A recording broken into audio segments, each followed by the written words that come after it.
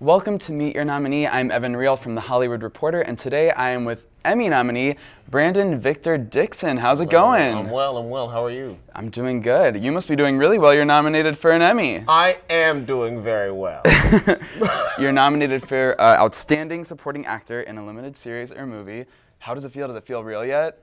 No, it feels very real. Yeah. It feels very real in the best of ways. I mean, I'm really excited for just the amount of positive recognition our whole show got. Jesus Christ Superstar. Right, 13 nominations. 13 nominations. So it's a very lucky number. It's a very positive number. Now, you're nominated alongside some pretty great actors, Edgar Ramirez, Ricky Martin, just to name two of them. What other nominee are you most excited for? You mean at large or in my own category? In your category, yeah. Jeff Daniels. Jeff Daniels. Okay, why Jeff Daniels? If you don't win, why should he win? Well, I'm not saying that he should win. I'm simply saying I'm excited for the man. Gotcha, okay. I enjoy his work. I enjoy his personality. So tell me about the moment you found out. That must have been such an exciting rush of emotions. It was, but you know, I resisted them. For some reason, I didn't, because I saw the phone calls coming in, but until I could read it online, right. I wasn't gonna like accept it. But I was in a place with like I only had 3G. Yeah. Which apparently now in 2018 means nothing. Right. So I couldn't get it to load anywhere. So I kept blocking phone calls from like my family and my agents until I could read it. And then I was like, hello, thank you. Oh my God, that's hilarious. Now, John Legend, who played Jesus, and Sarah Bareilles, Mary Magdalene are also nominated for their performances. How did you guys congratulate each other? Via text and emojis. A lot of very colorful emojis were sent back and forth between myself, Sarah Bareilles, and John Legend. They're very expressive people. Yeah, no, they were incredible, and obviously you were as well. I'm sure you're so pumped for Emmys night. If you could sit next to anybody at the show, who would it be? I hate questions like this. Who's gonna be there? Is this your first time attending? Actually, no. I'm gonna tell you exactly. Susan Kelechi Watson. Oh, why Susan? Because I love Susan. She's a really sweet person, and I love her work on This Is Us. Is there anyone you're excited to dance with at the after parties? My mother. Oh, that's so sweet. You can make it a little date night with mom. Yeah. Has she ever attended an award show with you? Yes, she has. She's been to the All Tonys? of them. Yes. That's so sweet. She's probably the perfect date to bring. No, she is. My mom's gonna have a wonderful time. Now let's talk about your performance as Judas in the show. You were obviously incredible. What was the biggest challenge for you going into that role? I think just managing the vocal weight of it. It's a challenging vocal score, so really making sure that I sang it enough. Right. So that I would be able to do it during the show, but also not sing it so much that I would wear my voice out. So balancing that was really probably the trickiest thing. Right, yeah, when I was watching the show, I was just blown away by your voice. How do you prep for a big live show like that with vocals that are so, I mean, for me, I can never do that. I mean, you prep beforehand. Yeah. I mean, really, that's what I just made sure that I was practicing and conditioning myself to be able to do the show. You know, Right. You're like an Olympian singer. Absolutely. We're like athletes. Absolutely. Now, what are your pre-show rituals? Did you have any for this show in particular?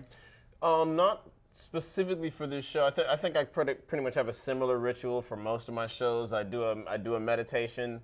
You know, I sit with myself. I make sure that I drink some ginger tea and I eat a gala apple and I drink my juice press. Okay. Yeah. All right. Open up the voice and get the vocals ready to go. Now, Judas is this vilified character in the Bible, but your portrayal of him actually made me feel compassion for him. I found myself liking Judas, and I was like, wait, what's going on? How do you make someone like Judas, who was like thought to be responsible for Jesus' death, the least bit likable? Well, I mean, by simply, hopefully, convincing people to look at them as a human being and not prejudge the person. I mean, my goal in approaching the character and what I found so interesting about the character in the story is that it's an opportunity to make people feel differently about somebody they think they know. Right. You went to the scenario thinking of him as the villain, as the betrayer. But hopefully you can break apart those stereotypes and just start to look at the man, the person himself, and hopefully that can translate to how we look at ourselves in the world. We label each other all the time, right? And if we can break apart those labels and begin to see ourselves on the spectrum of humanity, which is where Judas and Jesus lie in this story, then that's what's, I think, important and of value. That's what I think is great about that story. Right. Now, this might be a weird question to answer, but what parts of yourself do you see in Judas, and what parts of Judas do you see in yourself?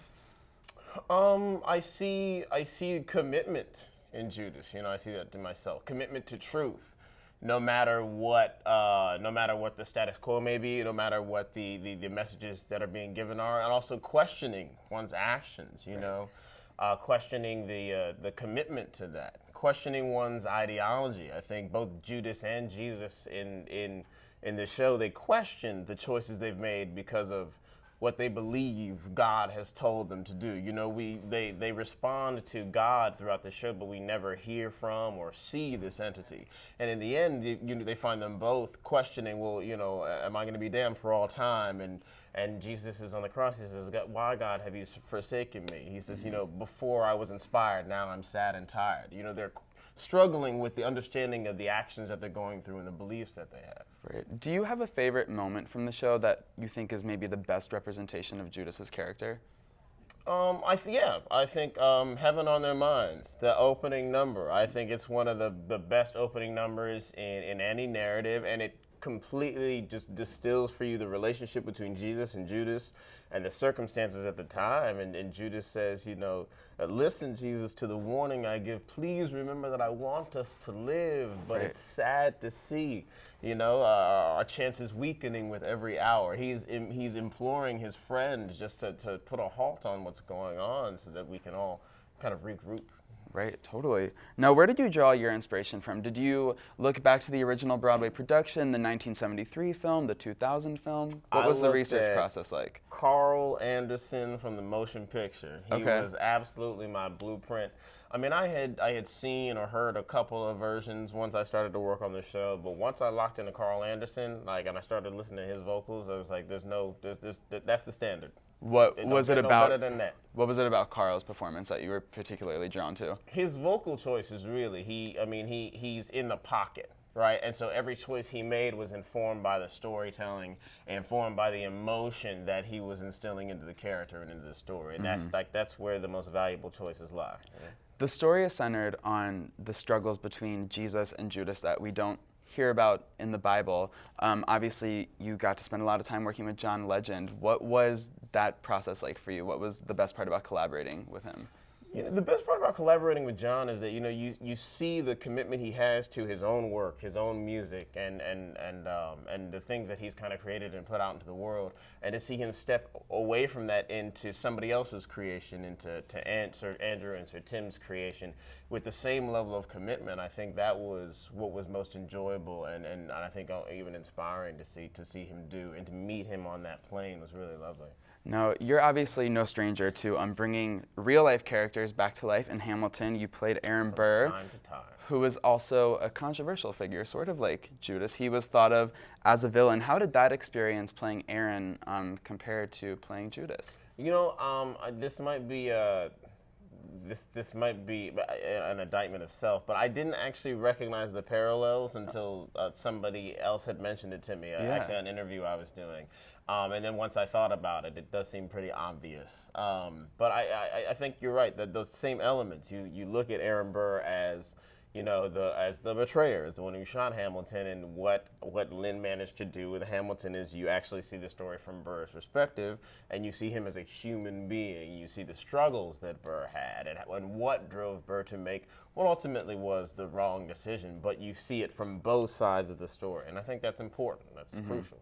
Absolutely. Now, how do your roles on stage compare to your role in Power? What do you enjoy, TV or the stage over the other? No, I don't think I enjoy one over the other. I mean, I think there's nothing like live performance, and it's a very unique venue. And but I don't enjoy one over the other. It's just about finding an interesting story and figuring out what the best vehicle is, to tell that story. That's what I'm looking for. What drew you to Jesus Christ Superstar Live? When they offered you the role? I think what drew me to it was I liked the format that they were taking and doing this new live musical, and I was interested in them exploring that format. And also, it's always been the mythology, Christian mythology has always been interesting to me. So the idea of breaking open these allegories and really looking at the foundational elements of these interactions. That I found that interesting. The philosophical elements that the story brings to bear, I found interesting to explore as a human being. You know? Right. Why do you think the show resonated with Emmy voters this year? Because I think, look, I think the NBC and Neil and Craig and Mark, our producers, and John, they managed to put together an incredible team, right? And I just think the quality of the work from all the actors, the ensemble, the musicians, and even the stage crew, I just think the level of work that they put forth, it really translated. I think what David Laveau and Alex Rositsky did with our direction, I just think it really translated. And also this story is, it's 40 years timeless. It's been a hit, and it's always fascinated people, and I just think there were a confluence of events that made it come together, and I'm very grateful that that everybody got to see it and received it with such an open heart and an open mind. Right. What would you say is the overall message of Jesus Christ Superstar, if you could sum it up? Particularly as it pertains to Judas. I think for me, the overall message of Jesus Christ Superstar is to ask questions about yourself and your ideologies, to ask questions about where they push you. Do they push you towards life and creation, or do they push you towards destruction and distress? I think those are the most important questions about the piece itself. I think those are the most important things to be extracted from it for us to look at in our society today. When we look at where we sit today, where are our ideologies pushing us? Are they pushing us closer together, or are they pushing us further apart? Right. And we need to answer that question and then determine if those ideologies need to evolve so that we can grow and evolve together. Right, yeah. The show seems to really resonate in this divisive political climate. How would you speak to that? Can America learn anything from Jesus Christ Superstar when it comes to questioning who we put our trust in? I think we can learn from that. I mean, one of the things you look at, and the conflict between Jesus and Judas, is that Judas is saying, look at what's happening to the mob. Look what's happening to your message. Right. When a message goes out of control, when a message no longer is about the community of people, but it becomes about the messenger. Right. And at that point, then the message can get skewed. And you can begin to drive people in all kinds of different directions. And I think that's really the thing that can be pulled from it, is like, what are we as a society gonna do amongst ourselves? It's like, when do we stop looking up and start looking across? I think that's what's important. Right, and you're obviously not afraid to make statements with your performances. You seem to be very politically minded. You so eloquently addressed Mike Pence during a 2016 performance of Hamilton. Would you ever consider a career in politics? Absolutely not. Why not? Because, I think if there's one thing that we've really seen very clearly over the last, or for myself, over the last 16 years, is the limits of our political structure and our political system. And I think that there's a lot more good that I can probably do with the things I want to create and the work I want to do outside of that. And I think a lot of us need to think more about what we can do outside of our political systems and outside of just our political leadership. What can we do on the ground? Proximity is what allows us to see our similarities in one another. Proximity is what, when laws get passed, that we look to rules, but when we spend time with one another, we learn and we change and we transform, and that's what will really hold us together. And so I think I want to look to do work in the community more than I would want to get into a political system. Right, gotcha. Okay. Now, you're a Tony winner for the 2014 revival of Hedwig and the Angry Inch. Yes, the production team. Yes. Yeah, where do you keep that award? It's at my partner's house, actually, in Brooklyn. Nice. My partner Warren. We were on the producing team of Hedwig and the Angry Inch, and yeah, the Tony sits at Warren's house. Is there room for another golden statuette come September? There's tons of room for many statues. I've made room. Don't let that sway you. No, we've talked about how it feels to be nominated. What would it mean to win this award, this Emmy Award? It would mean a great deal. I mean, I would be honored to be recognized for my work amongst my peers, and and to be welcomed in the community in that way. And I think when these kinds of awards are given, and when these platforms are given, I think it also bestows upon an individual a responsibility, you know, and so, and I would definitely be honored to have that. Well said. Well, thank you so much, Brandon, for this. This was really great. My pleasure. And Thank we'll you for see you at having the me. Emmys in September. Good luck. You will see me at the Emmys in September.